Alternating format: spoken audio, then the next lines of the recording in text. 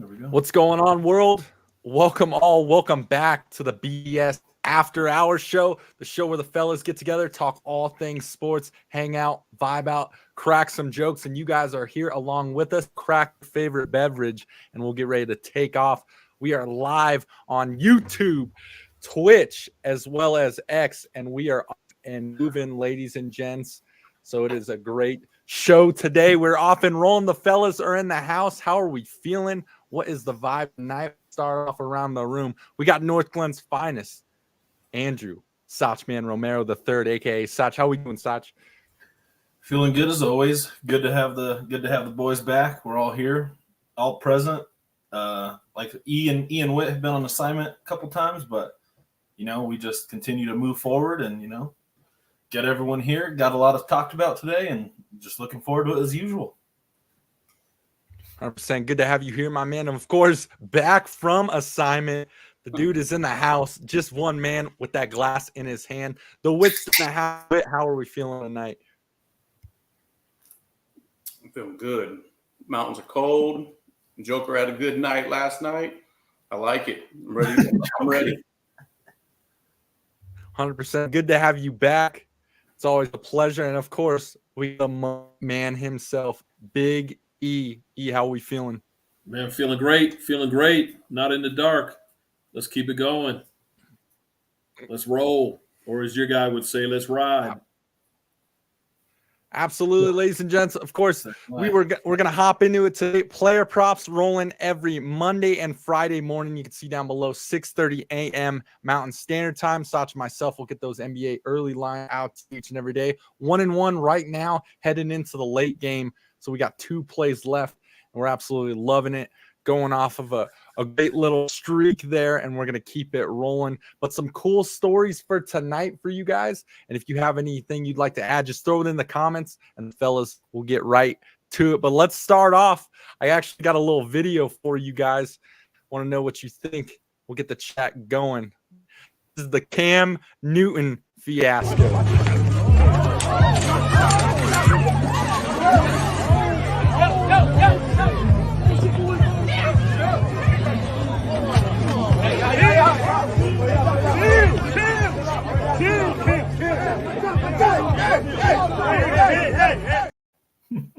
Cam Newton was hosting like a little 7v7 tournament. He was out there for the people. I guess some fellas wanted to roll up on him, get him going and whatnot. As you could see, I think people forget that Cam's freaking huge. As you see in the video, he was still throwing dudes around and whatnot. There was like 3 guys jumping him. What do the fellas think on this? I mean, yeah, like you said, he's just a big dude. You could tell that they weren't doing anything to him. That his hat was still intact. But I mean, just to get off of Cam Newton, this isn't like the first time that he's been in this situation at like a camp or like heckling and talking with fans. And so it doesn't surprise me. I knew at one point something like this would happen, especially with how he is, like I said, with fans and how he treats people. I follow like a lot of people like in the social media space, and a lot of them say that Cam Newton is kind of a dick. Like a lot of them have said that like he's a dick. I've heard like many personal stories from people about how he treats people that he don't really know, or like people that are doing like a service for him.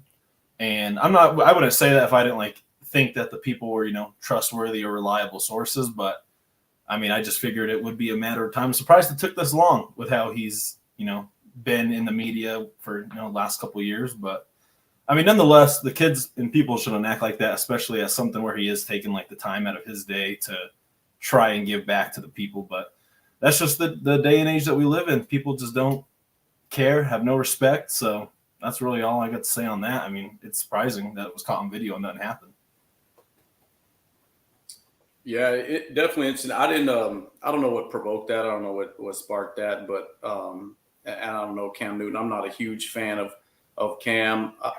I watched a little bit of his podcast and his sit downs and stuff, and a little bit passive aggressively inflammatory, some of his questions. And then, just I think he wants to get out and provoke things. But at the same time, it's like he's taking time out of his day. People are paying to go there. And when are the parents going to be accountable for like raising their children? I would say, like, I would never think of being at a camp, let alone a famous athlete's camp. And I don't know what sparked that. There would have to be something pretty egregious. I just don't know what sparks that type of reaction. So, not much to say. I know you wouldn't see that at a Peyton Manning camp. I know you wouldn't see it at other places where there'd be a lower percentage, and that's not a race thing. I think that goes with the environment that you create thing. And I think Cam, like Sach said, creates an environment around him that is a little bit antagonistic and at times can come off a little bit passively aggressively provocative. And I think it just spilled over. Luckily, someone didn't end up at their car getting something and coming back because they felt some kind of way about Cam because he was too big to actually handle. But like I said, not a big Cam person, but he is taking time out of his day. If I was him, man, I'd shut the camps down. No need for him to be involved in stuff like that. He's got plenty of other things going for him. And then I would look to have healthier relationships, especially when trying to influence today's youth. Yeah, I guess I kind of see not different, but look, man, Cam's 6'5", 245 pounds. Don't let the Wizard of Oz hat with the top cut off fool you. The skinny jeans and all the outfits. The dude is a big man. And if you remember his rookie year, he got in a scrap with Josh Norman at camp, his teammate, and beat the blocks off of him too. Cam's no joke. I think to Whit's point, he portrays an image for his podcast and all that stuff, but he can also throw, and he'll go if he has to. Look, from what I understood, they tried to jump him, but none of them looked over 5 feet. Don't think he was in too much trouble. But again, the guy is 6'5", 245. And I think sometimes you look at the rapper and not what's in the rapper. And by that, I'm not talking about singing. I'm talking about the way he dresses and everything. The guy can go. So, yeah, they learned a lesson.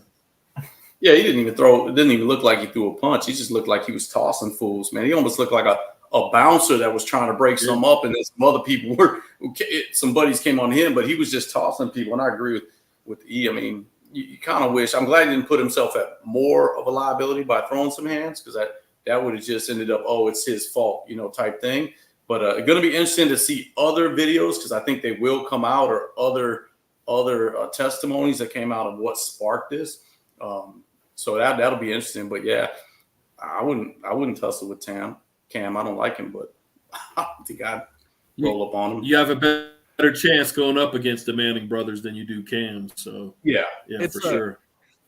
Oh, it was that was freaking wild. Kind of what Sach was saying, like he's taking time out of this day, run this little 7v7, taking that time, trying to get the youth involved, everything.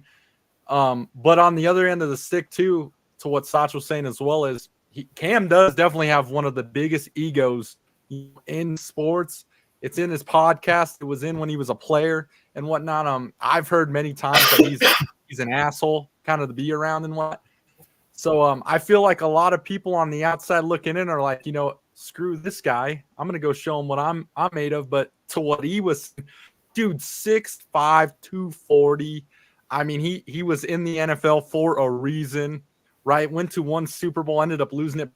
And you could just tell he had 3 dudes jumping him, 1 dude holding him back, and he was still throwing people around. I mean, this dude is huge, freaking sure. But on the other side of things, it's just embarrassing. It's embarrassing for the people that were there, the people who choose to go there maybe to get better or to get viewed and everything. And these guys are just coming out of the woodworks causing trouble. It's really an embarrassing event. And luckily, they're lucky that Cam didn't really do anything too.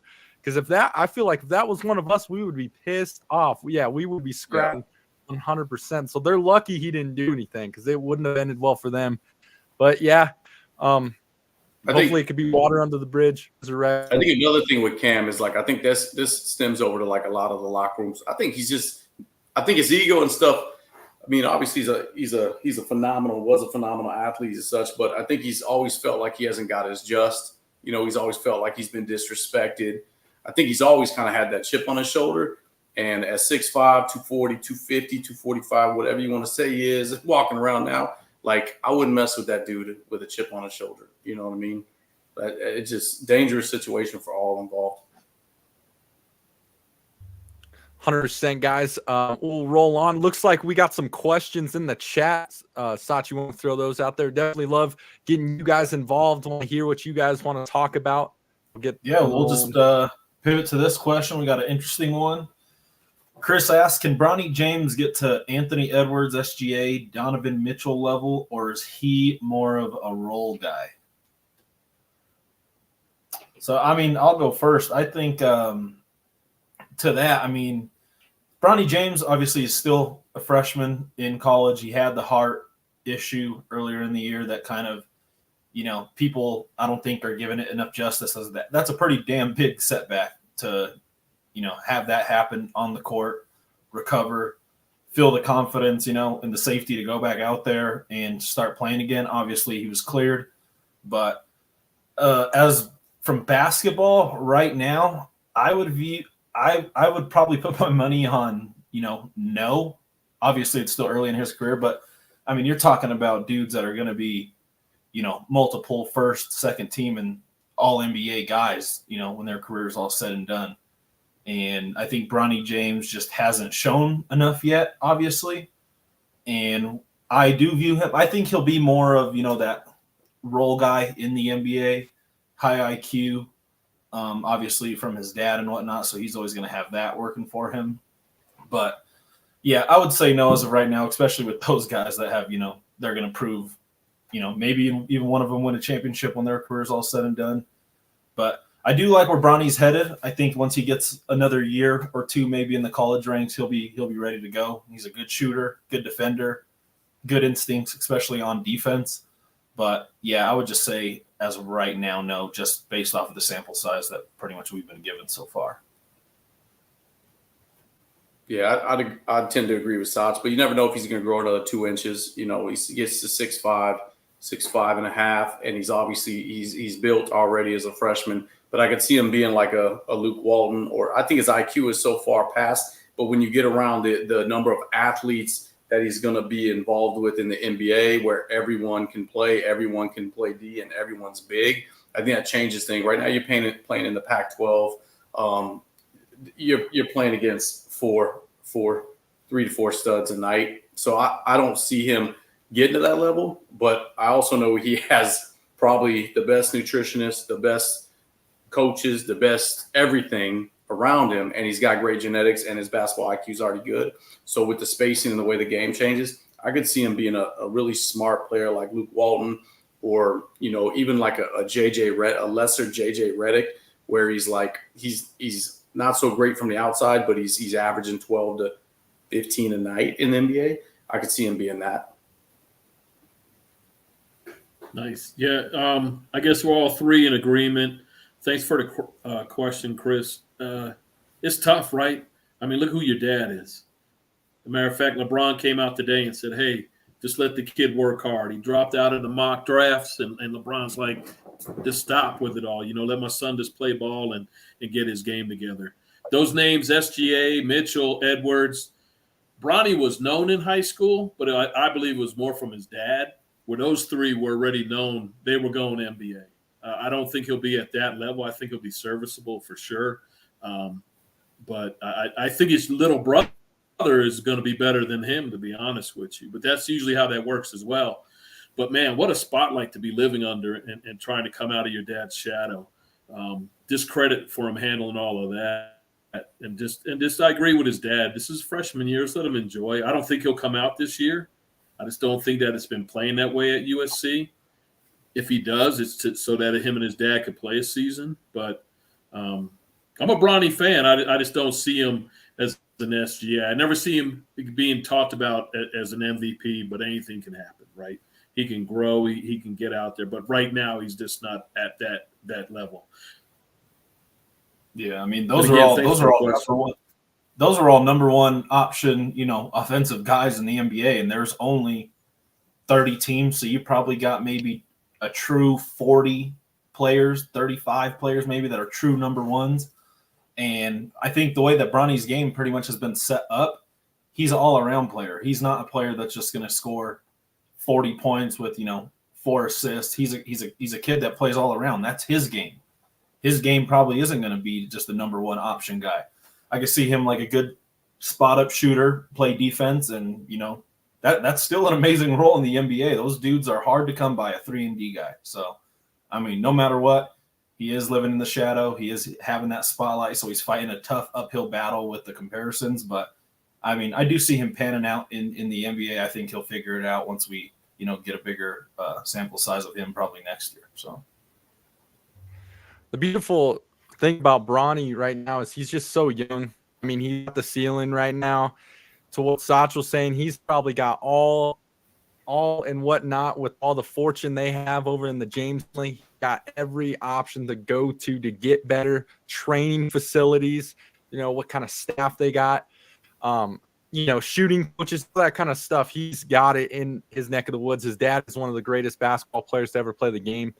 So he's got a lot of time. Obviously, with this in his year, not a huge spotlight. He's definitely not one of the top college basketball players right now. But he's got so much room to grow.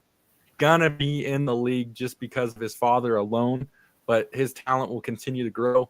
And we'll see what happens. We'll see what happens after this year. I see him maybe getting drafted into the league just because of who his dad is.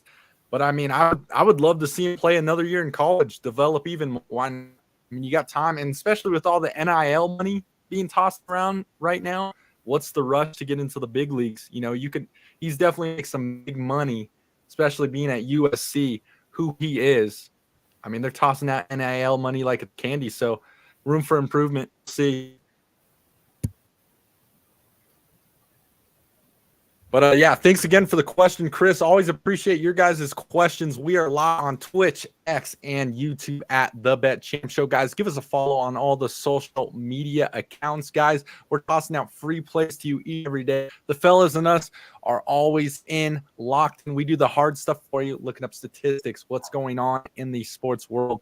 And if there's any sports you want us to touch on, just let us know. But follow us on all the socials for those free plays every day. And now we'll bounce over to the next kind of interesting one in the sports world right now. It was that Duke court storming. Want to hear your guys' take on what kind of happened. I got 2 videos for you guys, so just stay with it real quick, but we'll view this first one real quick.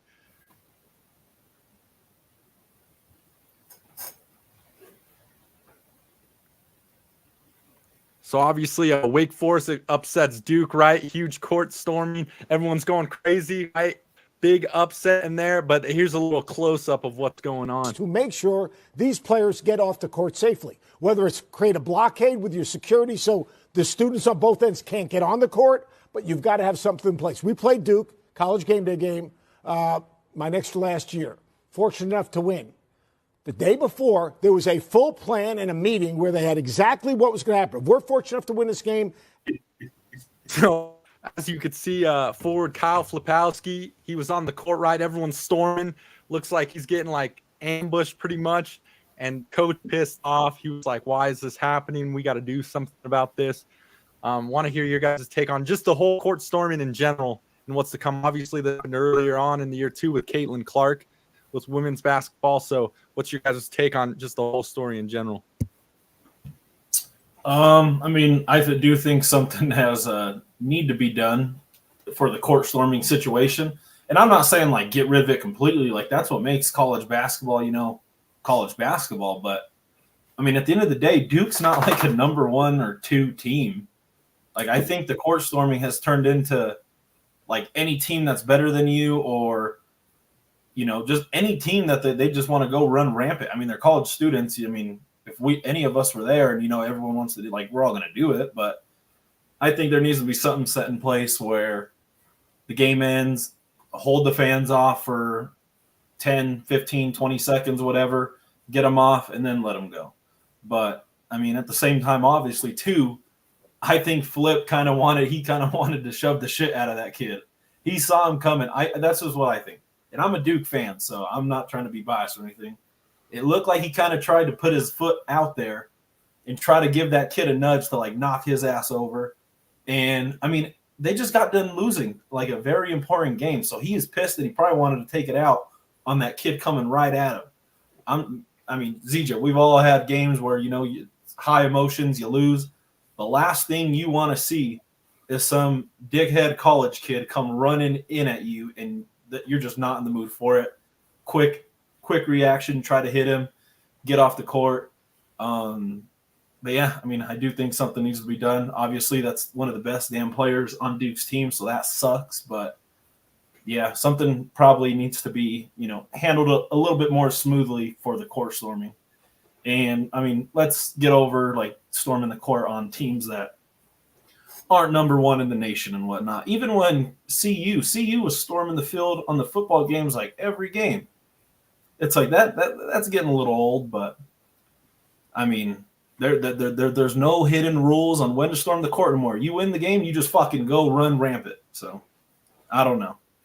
Dude, the first thing I thought of when I saw that clip was like, did Flip say something bad about Joker and Zach activated all his peeps?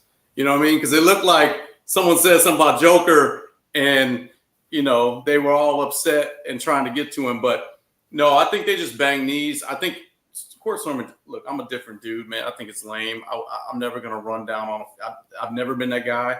I'd rather chant, you suck. Hey, goodbye, and get off to the frat party. That's just me. It doesn't make any sense. I think it has to be done. I thought the Caitlin Clark thing, I don't want to like be provocative, but I thought when she got hit, it was like she seemed like, from what I saw, it looked very dramatic. Like she was like, oh, like it was almost dramatic. Or maybe that's just she was falling like a girl. I don't know. But then with him, I felt like he did see him coming. He kind of leaned to get to him. But the way the guy stepped, they banged knees. And I think he got the inside of his knee with his kneecap. So he got the worst of it. And he had the momentum coming at him. And I think he started feeling himself. And then he was like, he's a dookie. And I know Eric will probably touch on this, probably doesn't know how to scrap anyways, So that's a thing. And then Shire comes out, but I don't know what he was doing. I love Shire, but he's behind him, and they kind of overreact. No one was trying to get to them. He was just hit, and I hate saying this because I know Eric is going to run. He's got probably three rounds on deck with his Duke thing. I already know. So it's coming. But I thought it was dramatic on their part, unfortunate on his part, and unnecessary on the crowd's part. That's just what I think. I think there has to be something put in place, because what's going to end up happening is someone's going to think someone's doing something different and someone's going to get really injured, like with a punch or something, right? He gets his knee hit, and we've all been there. He gets his knee hit. He thinks it's someone else, and he hits someone. Now he's done for the year. Now you got a bigger issue or a melee happening. There's no reason for it. There's other ways to celebrate. It's ridiculous to me, or maybe I'm on the no fun league. But there's a better way to. And another thing is, like Sot said, it's not like number one, they were at home, right? Wake was that's why. Yeah, that's why they're storming. But Wake's at home. You know what I mean? Like, dude, like I just don't get it. Let them leave the thing, chant at them, go on their way, and then you're not beating the number one, number two team in the league, and it wasn't an ACC title game or anything like that. So like the moment it just seemed all wrong. Like you said, a bunch of pretentious kids trying to act like they won something. Get the moment. They just wanted to get their moment of fame. So drunk dudes just walk out there. But that's my take. A little dramatic on all parts. Yeah, both parties were wrong. Was dramatic too. So, but someone's really going to get steamrolled one day. Yeah, so a lot of legs to this, right? The court storming, and I think it was on Wake Forest, because a lot of schools do have programs in place or scenarios in place to avoid that and protect the away bench. Wake Forest didn't have anything. Second thing, I do agree, it's like, come on, Duke's 8, you're unranked. But if you looked at the line, Wake Forest was favored in that game. Duke was actually an underdog in the game to begin with. But I get the fans were excited and stuff. Now onto the event. Oh my goodness. And God bless Flip. I hope he's okay. I'm sure he's going to be playing in the tournament. Everything will be great. But the way the coaches circled around him like there was a freaking sniper in the building going after the president. That slow motion view of the coach's mouth just screaming out, why? And it was it's like a rookie coach. Said, he banged knees with one guy. Why are we acting like this is a riot? But I think in his, for him being smart with it, one, absolutely protect your player. And two, now I can direct the post-game comments. I don't have to talk about my team being ranked and losing to unranked Wake. Maybe we weren't prepared. Maybe all that. I can just control it by talking about we got to end this. We got to change this. Sauce, well, all three of you, but I know Sauce and Witt, you've seen plenty of Cameron crazies storm the court. It doesn't matter what UNC's ranked. If they beat North Carolina, they're storming the court. Doesn't matter. Yeah, right? that's a rivalry game. That's fine. That's but I'm just saying. So yeah, this goes on, and as part of it, Wake Forest at fault for not having a plan. And I get it. There was still 2 seconds in that game, but they had to have something up. They got to be doing something because that's contingency. I like the talk that you're hearing from different schools or what have you. Is maybe you find these schools, you find the conferences. Because to Witt's point, eventually someone will get hurt. Right, and that's what you don't want to do. You don't want to get hurt. I was 100%. I would have bet, and I would have bet. I would have put a C note that E would have gave like if that happened at Rutgers or Syracuse. I was like, there was going to be a comparison if that happened up in Jersey. It'd be different. Well, they handled their own up there. That wouldn't have happened. They would have handled their own, but. The only fighter ever came out of Duke is Ingram. So, and I don't know how he got in, but other than that, we're good. That's when Ingram wanted to. He wanted to fight. Who did he want to fight? Chris Paul. Yeah. Yeah, exactly. Yeah, he brought a new attitude to the Duke team. But he said not. Yeah, right. I think to the point, the coaches overreacted. No need to hug the guy and act like snipers in the building. But Wake Forest should have done better, right? They could have done better. And why are we storming courts for beating an 8th ranked team? Yeah, I get it. And your favorite. Like I said, I feel what like you got, ZJ? Yeah. So yeah, there's a lot to it, right? Obviously, if you're a student, you're storming the court. It's a lot of fun, but you got to think too. A lot of alcohol's involved. Everyone's probably intoxicated running on that court. If you're on the winning side of it, the winning team, it's awesome, right? You're on the losing side. What Sach was saying, emotions are high. You're pissed off. You don't want to even be there. You don't want to shake the other team's hand. You just want to get in the locker room and everything. And the other thing I was going to say, it's wild that, these kids can pretty much just run out on the court and start running into people, no matter who's there or whatnot.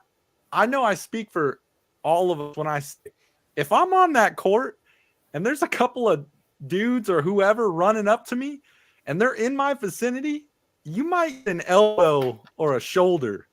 You know what I mean? Like, you're not just going to let people run out. Now, Flip definitely stuck his leg out on purpose, probably to, make someone trip or whatnot. That's what it looks like, right? He was probably just he was pissed, emotions high, everything. But now on the other side of things, he definitely could have got hurt. Any player could have gotten hurt in that situation and whatnot. There's so many people out there. The whole court's covered. Does the NCAA need to do something about it? Does sports in general need to do something about it? I don't know. It's been around for so long. That's what students do. That's college. That's what college is about, excitement and whatnot. But of course, on the other side of things, you do need to look out for the player's safety. I was going to say, and I know I speak for me and Sach, when you're out there and you win or lose, you do not want to go shake the other team's hand. I don't know why they still do that. Obviously, it's a good look for TV and everything, but you're going over there, good game line. Yeah, you don't mean good game. Yeah, you don't mean good game after you just lost. I almost got jumped in college, and I almost got jumped in college in a line, bro. It's danger in those lines. Yeah, you don't want to go to that line. I don't know why they still do it. The NBA doesn't really do it anymore. You'll dap up the people you like and everything, but you're getting back to the locker room. So, get your players out of there and everything. But, yeah, it's really crazy. Obviously, Wake Forest made it a big deal. They were at home and everything. But what he was saying, too, about the Duke coach, he just blew that thing out of proportion. He was going wild. Like, he was – falling back, everything. Like, I'm surprised he didn't fall over. He was acting like he got shot and was on the ground. So can anyone tell me Can anyone tell me where the fuck are they running? Like, is there like an objective? It's like, where the fuck are they going? They're all running. Where? Well, you know how it is. Just to They're start, trying to When swarm do the they players. stop? Like I feel like if I was me, I like, do you get somewhere and be like, fuck that, okay? I mean, like, where are they going? They're all running, but no one's meeting. They're just fucking running. It makes no sense. But I don't know. The handshake thing, I'm a little different. I think it's a maturity thing and then a humility thing. And I think at times it's necessary. I do, man. I think if someone was to fire you, you know, I didn't see that coming out of the Witt camp. I didn't see that. But no, I think it sucks. I don't like to do Out of it. the I think Witt it sucks. camp. I think it sucks. I think shaking people's hands sucks.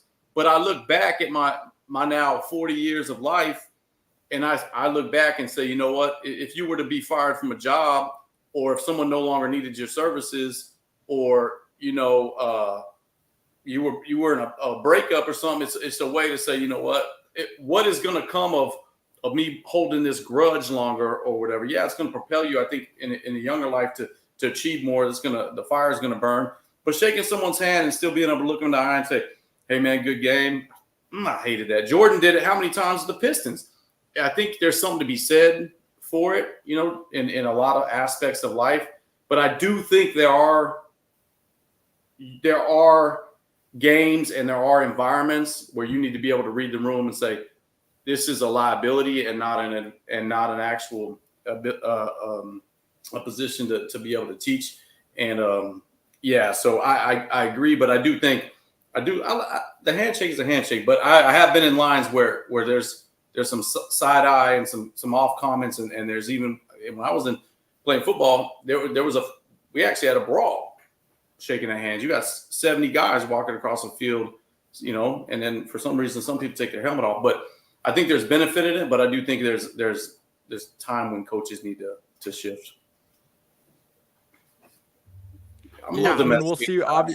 Obviously, the Duke coach made it a point, right? He threw it all out into the media. Something needs to be done. We'll see if they do anything. Right? It is all fun and games until one actually does get hurt. You know, tweaks something, an ankle before a big game. I don't know. We'll see, but. Yeah, I mean, what are you going to do? Like hold off these students or whatnot? It's not like there's like a little dome or anything around them. They're all up in the bleachers and they're running down. There was I think they showed like the security guards at the event, and they were all like, they looked like they were about 60 plus in years. And I mean, these guys weren't stopping any, you know, they were trying, but there's no way you're stopping all those students from storming the court. Right. So we'll see what happens in the future. Hey, like I said, if I'm flip out there and people are starting to run in me, I'm definitely using my body out there. Like you might catch a shoulder if you're going to be at me. That's for sure. Look, Sunday, I think Sunday they'll have the brackets for conference tournaments next week. There'll be all kind of court storming. I mean, we're just getting to the tip of the iceberg this year with storming the court. It just goes with it. Most places can get it right and get a visiting team off the court. Wake Forest did, and it's a four. What we got 4 NBA games and I think like 10 NCAA. It's a slow news cycle. Give it another 24 hours, it'll be forgotten. This is just something to talk about now because there's nothing else to talk about. Especially if Flip plays, he didn't get hurt. It'll be like, okay, let's move on. But you kind of change the goals too with all of a sudden talking about shaking hands. It's always courteous to shake a man's hand, Jones. Look him in the eye. Say thank you for the sport. Yeah, it's a Stotch. It'd be weird, man. Like we won the steak dinner bet, and you and ZJ walk by each other, mean mugging, and me and Eric are just shaking hands. Like, hey. No, you guys are just like, nah, fuck that. I was just talking about, I know the emotions of playing and like, you know, it's the emotion. Yeah, it's the emotional really, part. like, Emotions are high. If you lose and a guy was talking mess to you all night, the last thing you want to do is go over to that guy and say good game. And if you win, you're not really telling the other guys good game. You're pretty much saying, you know, F you, we just pounded you guys. You know what I mean? So like it's one of those things that, like I said, in the NBA, guys are either going to the locker room or they're just dapping up the guys they know. You know, there's no lines or anything like that, right? I mean, I don't know. get it, right? Be courteous and everything, set a good look and everything, but there's a lot of emotions on that court, and there was a lot of emotion with intoxicated students running out on that court and the players on the losing team too. So I mean, yeah, but I hear what's coming out of the Witt camp. I hear it. I'm just trying to be the voice of reason, man. I can't have people running around, man.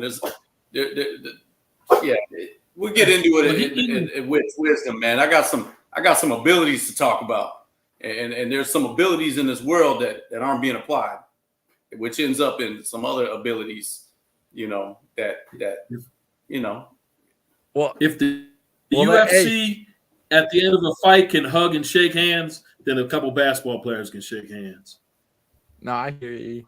But there's a lot more respect too with actually fist fighting, and everyone. Yes, because you don't really want to fight the guy. Because they earn the respect.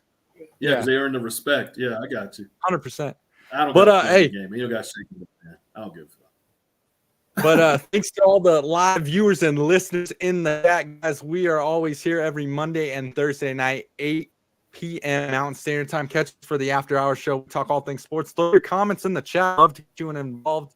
If you want to be in the show, DM us on Instagram. We'll get you for the parlay show or on one of these late night shows. Love talking shop. We are off and rolling, and it looks like Witt already opened the door. So we're just gonna toss it out here. We are gonna toss it out here.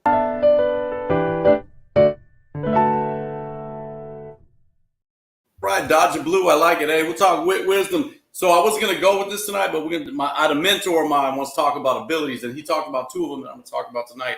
But I'm going to talk about a third one. We all have a responsibility to be a thermostat, not a thermometer. That's to change the temperature in a room, much like the court storming, much like the Cam Newton situation, and many others in life. If you can change the temperature of a room versus take the temperature of a room, number one, you'll know when to leave. So these things won't happen to you. The next is you have responsibility. Without responsibility, if you're not responsible, you have accountability. And I'm telling you right now, there's too many players, there's too many athletes being attacked, being bum rushed on the court, being put in situations because I think this world and I think a lot of these arenas have become unaccountable. There's no accountability for your actions.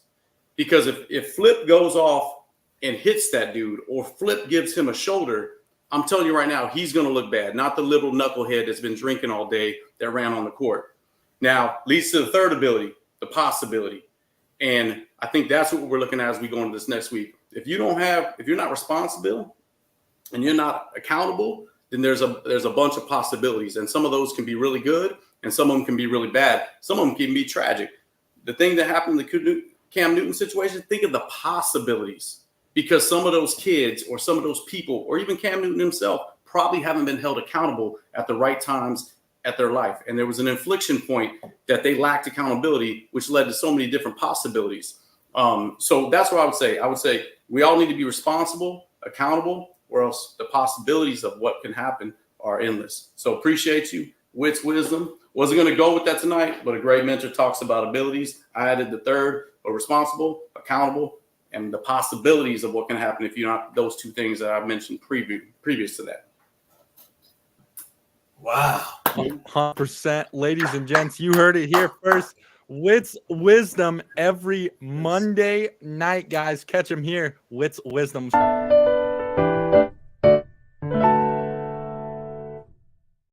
There he is. So you guys can catch him every Monday night. Witt always tossing out that wisdom. Get your week going, as we always like to get it going, feeling confident and good, as well as putting a little cash in your pocket with some of the plays we are rolling out. Off and rolling, though, guys. We'll head over.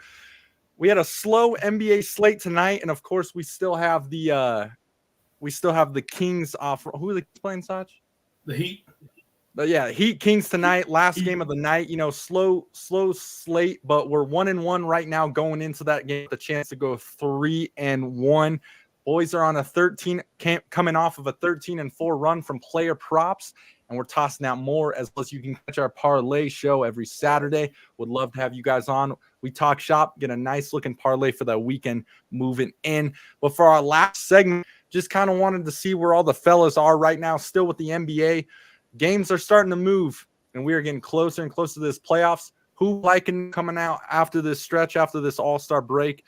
And again, any new updates for our MVP race, anything you guys are seeing there? I mean, as far as MVP race, I gotta give credit where credit's due, and the Joker's just on a different level right now. The dude's just triple double. It's not even like barely getting triple doubles. He's getting 20, 25 with 15 and 15. Like, it's just playing at a different pace right now. Like I said, even before all of our long shot MVPs, I picked the Joker to get, to win the MVP in the end. But the Donovan Mitchell take that I had for the long shot isn't looking too hot right now. They kind of dropped like back-to-back games, but I mean, it was a long shot for a reason. But other than that, I mean, the Suns aren't looking good at all. I don't think they're headed in the right direction whatsoever. Warriors are still heading. I'm loving what I'm seeing out of the Warriors. I think we can maybe win a playoff series if we get the right matchup, but that's obviously a long shot. The only team, I mean, the Warriors have been on a roll besides obviously the Nuggets. They're just, they just got the best player in the world. We can't really do anything about that. But I feel like we're kind of still, everything is still kind of the same. Last time we talked, nothing too out of the ordinary. But yeah, I mean, that's pretty much all I got to say for that. Shout out to Jokic. Let's give our props. Yeah, man, we didn't give Joker enough props. So now I agree with you, Sach, and side with ZJ too. Like, they got to come take it from Joker. I'll update mine. I have SGA, and I agree with Eric. If Joker continues to play this way, why would they give it to the young guy? You know what I mean? So, like, updating my front runner, I think Joker is obviously in the pole position. I just don't see a young guy. I don't see SGA beating him out with Joker continuing to play that way. As far as the Warriors, I like what they're doing. We'll see who they match up against in the playoffs, but I do believe they're going to make the playoffs. And I think that West play-in is going to be one of the most exciting pieces of the playoff. It's going to be a great 2-game set to get into the playoffs with was it Dallas, the Golden State, the Lakers, and who's the most updated team. So Dallas is on a roll too. So I don't think they'll win. I don't think they'll win the West or come out of the West, but they can score with anyone, and they can put the defense on their heels with those two scores. So it's going to be interesting. That's where I'm on the NBA. Joker's a front runner. I'll update my pick with his law of recency performance. So, all right, I'll be the anti-Joker play. Anti-Joker play of the night. I'm sorry, ZJ. Look at the way he's looking at me. He's going to block out my square and mute me, but only because of the money value. And I had Tatum, and I'm off of the Tatum kick as well. This week I'm riding Luka. The Mavs 7-1. If he can get up to that 4th spot, I'm gonna ride with Luka. But yes, the Joker is the best player in the NBA. What I'm counting on for that would have to be Denver to lose. Like, for Denver to drop to a 6 and the Mavs to be in the 4, I think Luka can get it. But I just can't. I'm not going to go nod heads and be ZJ's the greatest procrastinator there is and pick the Joker, when he wasn't even in America yet. So I got Luka. Again, I think he's hot, but I don't know what's going to happen. One, Luka, all the money he has, he needs to go find a barber that can trim up that lettuce on the top, because I can't have an MVP looking like that. But I'm riding Luka, and let's see what happens. Why do I feel like ZJ is going to turn into Tony Reali and get us start muting us? You know what I mean? Like, if you don't like what he's hearing, he's like, He's so disappointed I didn't go with Joker. No, I'll tell you what. The one guy I really like a lot in the NBA is SGA. I mean, for how tall he is, kind of how smaller of a frame he is, I mean, that guy can score at will. You just give that guy a ball. It's crazy. I was telling Sach this the other day. Usually you see like a Kevin Durant, maybe like a Booker, a JT. You'll see them at maybe like 27.5, maybe a 26, 28.5. Man, SGA every night is at like 31.5, 32.5. Oh, he's going over pretty much every night, which is insane to me. It's crazy. He's a ball-dominant guy, but he also gets his team involved. I really like the young Thunder team. Like I've been saying, these guys are going to be trouble in the next couple of years, and they could make some trouble this year too. That team is so bought, and it's crazy how young a lot of these guys are. And again, they have some insane draft picks this next year to just even add on the madness. So I do like SGA. On the Joker side of things, to what Sach was kind of mentioning, it's insane that, not only is he getting the points wise, but 15 points, 15 assists. I mean, that guy is just playing hard ball night in, night out. It's hard to kind of guard this guy. You don't really know what you're going to get. You think you have him figured out. You probably don't. That's what I see with Joker. I mean, he's a tough guy to guard. It's going to be such an interesting playoff series. I also want to add Jamal Murray had a nice game the other night and everything. Good to see him getting back, especially off of injury. That's huge. He's huge for us in the playoffs. But like we've talked about still, and I kind of want to hear I know we're talking MVP, but just take-wise on NBA teams, where you guys are right now with the conferences. This still, even with all this being said, this Western Conference is still so scary right now. I mean, these playoffs for the Western Conference alone is going to be crazy. Definitely going to be fun to watch. There are going to be some close games that are coming down to the wire with some of these teams. I mean, you talk about Clippers, OKC, Mavs. What was another one we were talking about? The Knicks are in the mix. And then we talked about the Suns, too, to what Sach is saying. I don't know what the Suns are doing. I don't know what's going on. I don't get how you can have a Booker and one of the best offensive weapons in Kevin Durant there, and they just cannot figure it out. There's going to be a lot of talk for those guys after this year. I can guarantee that. They need to get something going, but I don't think anyone's scared of the Suns right now in the West. And then, of course, you go back to the East. I mean, Boston is just dominant over there. Boston's real dominant. That's kind of the boring side of the conference is over on that Eastern Conference. We'll see what happens, but some interesting stuff. Go ahead, Sach. No, yeah, I mean, I agree with pretty much everything you were saying. I was looking at some props for this segment. I'll tell you what. Hey, so- I'll tell you who I don't. Go ahead. I don't like Phoenix. I don't like him at all. I'm not a Booker guy. I never have been, and I think he's only gotten softer. He hasn't elevated his game. He hasn't evolved his game. Can't get to the rack. He's not physical. I think he's going to continue being a volume scorer, but is he a difference maker? Okay, if he gets hot in the fourth quarter, other than that, to me, he's another Melo. Okay, fill it up. You're not going to win nothing with him. That's just how I feel. I think Durant's too great player. Love Durant. I just don't think they got any dogs on there. They're in the sixth spot now. I anticipate they'll be in the seventh, eighth, and ninth spot. I think New Orleans could potentially fall off. We'll see if Zion continues balling. But you got Dallas in the eighth spot. They're going to continue to win, I think, and do some things. I don't see the Warriors falling off, and I think the pedigree and the experience there will propel them. Don't be surprised if Phoenix is sitting there in a playing game. I'd love to see them and Golden State in a series, but that's not going to happen. They might be in a playing game. But, man, Booker ain't doing nothing but get you 27.5 a night and a 500 record, man, or slightly 66% win percentage, in my opinion. So I don't like the Suns. I'll talk to you. Go back out east, and I guess they're dull in a way, but I mean there's some. Embiid's supposed to be back in March. Philly, you get Philly back in the mix. You got Milwaukee, Boston. I don't know if the Knicks can put it together in time. Cleveland, Miami's always something. Like there's some gunners out there. There's some games, but I think the flash is in the West. You know what I mean? Yeah. If you were paying pay-per-view, you're watching those West games, but it could be somebody pop out the West and shock East and shock them all. The only team that I'm off, you guys notice, and they're horrible. They need to go to the G League is the Wizards.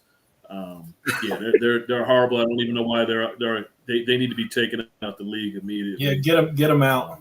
What about Detroit? They don't. Detroit tries. I like Detroit. They lost to the Knicks tonight by 2 points. They were in that whole game. Detroit plays. The Wizards don't even hustle. We were talking about that. What was it, Saturday? We watched the game. Sasha and I had to play out there, so you're watching it. They don't run down the court. They don't do anything. They are horrible. Yeah. They had a fast break, stole the ball, and the guy had to go all the way back out to the 3 because none of his teammates fouled him. I mean, it's embarrassing. But other than them, the East, Orlando's picking it up. They're going to be interesting. I like the East, man. Yeah, that's my take. And the Oh Clippers my lost their God. momentum, but I think they'll get back. Sorry. It's on you, So Sauce. You can't do that without an update. Yeah, what just happened? Yeah. I just put a bag on Haywood Highsmith live bet. Sorry about that. I was looking for the segment. He had 12 points, and they had him over 15.5 at -110. He had 12 with 3 minutes left in the first half, and he just hit a 3. So now he has 15. So now I just need one more point. I was going to use it for the segment, but these fucking live bets, bro, they keep going and going like they're nonstop changing. Yeah, live betting's the way to go. I do that a lot with NCAA. Oh, dude, You it's have so a lot of fun. videos on that. Live bet is more, and I do a Or lot. close to the half, Sach.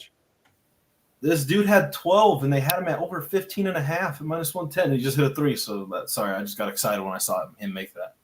No, you're good. But I mean, I I was thought I was just dropping knowledge, but just to add to the Western Conference to give Sach some The credit, reaction was. I was like, what the hell? I like the East too. I like the East. I think the East is going to be fun to watch. I understand the Flash, but I think the East is going to be fun to watch as well. No, but sorry, I heard E talking about the Wizards. Yeah, they need to just be what's that word, like where they just remove them from the league and then they just get a new team. Vanished. They just need to vanish. They were calling it on I think the Woj podcast. It's the Siberia of the NBA. You just go there to do whatever you want. They have no winning culture. I don't remember the last time they've been good. And I mean, just always be careful with when you're betting the Wizards or anyone playing the Wizards. But the Pistons, what I heard you guys talking about too, the Pistons are a solid young team. They actually do play hard. Cade Cunningham, you could tell he actually cares about winning. He's out there giving it 110%. Jalen Duren is one of the best upcoming young big men who's an animal on the glass. Great. You could tell he plays hard. He don't take no crap. They just got my guy, Simone Fontecchio, another young guy who's pretty good. I like where they're going, honestly. Jaden Ivey, another dude that you could tell plays hard. I think Monty Williams has obviously – it's been a disaster to start the season, but I think the Pistons will be fine. I think they just need one more solid piece or something like that. But next year, I would feel confident in the Pistons next year to obviously have double the wins I think maybe they have this year. So To Sach's credit too, over on that west side, I mean, still not to look down on these guys. Obviously, they're in the lower seed right now. But, I mean, yeah, if the Warriors can line up a good spot in the playoffs, that they can get in and get themselves in a good position, I'd still be scared of the Warriors. I mean, those guys are just a little different when it comes playoff time. And they've been there so many times. It's kind of like Mahomes this year. He didn't have the best of his team and everything, but they've been there so many times. Those guys are just ready to roll. So if the Warriors can kind of get in, that's still not a team to be taken lightly over there in the Western Conference. Yeah, I understand what you're saying with the teams that are are you going setting that up make. because? No, go. Are Go you ahead. setting that up because Denver's 7-0 against them? I'm saying for anyone else. But over there. I don't think the Warriors can get past them or the Clippers. I'm gonna tell you that right now. And I think when you look at the Suns, when you look at Dallas, when you look at OKC, I think those are the teams. The Kings, I think those will be 6-7 game series because a lot of times Golden State plays with their food, their high volume. They can get hot and win, but I think they'll be high volume, high scoring games. But I think those two teams, the Nuggets and the Clippers, I think they would wreck them. I think the Timberwolves could struggle against them, other than they got Gobert and Towns that would give them issues. But I think Golden State could get hot and shoot a better 3-point percentage, and it could be a little difficult. But they're not beating Denver or the Clippers. Not with those two teams, and especially the Clippers with those long wings. They're not. Curry's going to get his 30. Everyone else is going to struggle. Yeah, I mean, and another rookie that the Warriors got, like I'm sure obviously you hear what Pajemski's he's turning into he's a dog. He's turning into a damn good role player for us. The thing is, we just need Draymond to not get suspended first and foremost. We need him to keep his cool, but everyone can see now that Draymond is the glue to the Warriors. He's been forever. People can say whatever they want, and ZJ hates Draymond, but at the end of the day, Draymond's a damn good overall basketball player that can rally the troops. And that's what we were missing the whole time. Steph's obviously the main guy, but Draymond's been the heartbeat ever since they started this whole thing. So having Draymond back is good. I like where the Warriors are headed, but yeah, I mean, out of the West, it's either the Clippers or the Nuggets, in my opinion. So. Yeah, it's just something different when you go to the club with a bunch of pretty boys, but then you got one dog with you. It's just different, you know what I mean? It's just that ugly broad that just will treat you right. At the end of the day, she'll treat you right, but she's ugly, smokes cigarettes, all that stuff. That dog is sitting in the booth with you while you get bottle service. If it's just you and two pretty boys, you worry about someone might come steal your seat when you get up. That's the ugly girl in the booth, but you invite her because she got some bad friends. Yeah. What they call it, the designated ugly fat friend? The Duff. Yeah. The Duff. Yeah, I like that. How do we get under that stuff? Boy? Crazy in the club, but outside the club, she's cool as fuck. Hey, left side, strong side. Jones said HR is on line 1. Got HR calling. This girl, bad girl here, bad girl there. Lifting the club, bottle full of bub. No, but yeah. Kind of to put a bow on this and everything. Great show, ladies and gents. I love where we're heading with the playoffs. This is where we want to be for all the live viewers and listeners out there. And even if you're catching the show on the run back, this is where we want to be heading into the playoffs. We want to get your guys' minds right going into it. Again, we're coming off that 13-4 run, doing really good with the NBA player props, as well as once we start getting closer to the playoffs, we're definitely going to start throwing some spreads in there, some money lines, seeing what teams we like. So we got the team assembled right here. Witt, Sach, and myself. We do the hard work for you guys. We want you guys to join in on the chat. Let us know what you guys are seeing too. We're a whole collective. This is a whole group. And I love having you guys comment in what you guys want to hear, what stories you guys are liking in sports. We want to cover all things sports. So we're more than just, basketball. If you want something on hockey, you want something on baseball, we got you covered. We're going to cover everything, but love the direction we're heading into right now, nearing the playoffs and everything. And it's one of those things too, NFL and basketball are kind of the strong suits right here, but we're going to start nearing into more stuff. NHL playoffs are coming up here soon. NHL trade deadline's coming up. Shout out Colorado Avs. We'll see what happens there, but want to cover all things sports, guys. We are live YouTube, Twitch, and TikTok. This is the BCS After Hours with the fellas, guys. Come be a part of the show. Let us know how we're doing.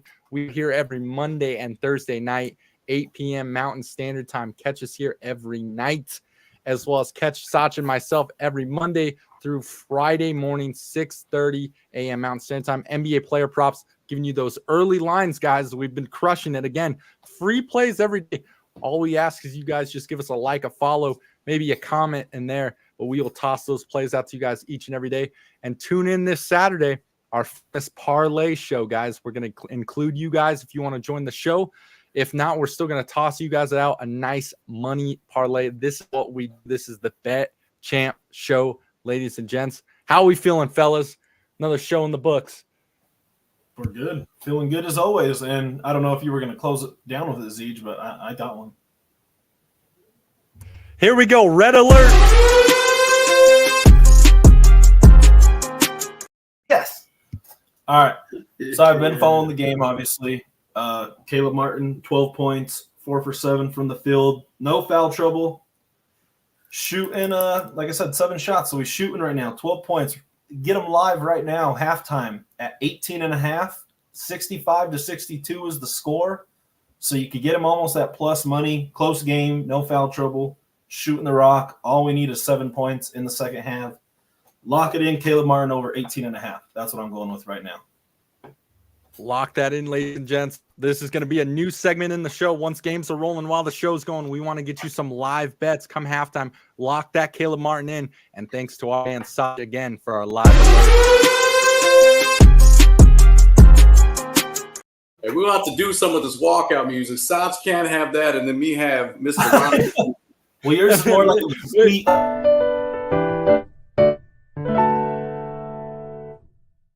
Tape, man. That'll do it. That'll me do it sound for real tonight's show, zesty. ladies and gentlemen. Hey, Absolutely. We got you CJ, guys. CJ, I don't get to say goodbye. Damn, you wrapped it up before. First, I don't have a video for myself, and then I don't get to say goodnight. I was doing the closing. Doing the I outro. told him, I was like, ZJ, where's E's video? And he's like, oh, we'll get there when we get there. I was like, oh, wow. Yeah, and he just cut me on the way out. All right, that wraps up the show tonight.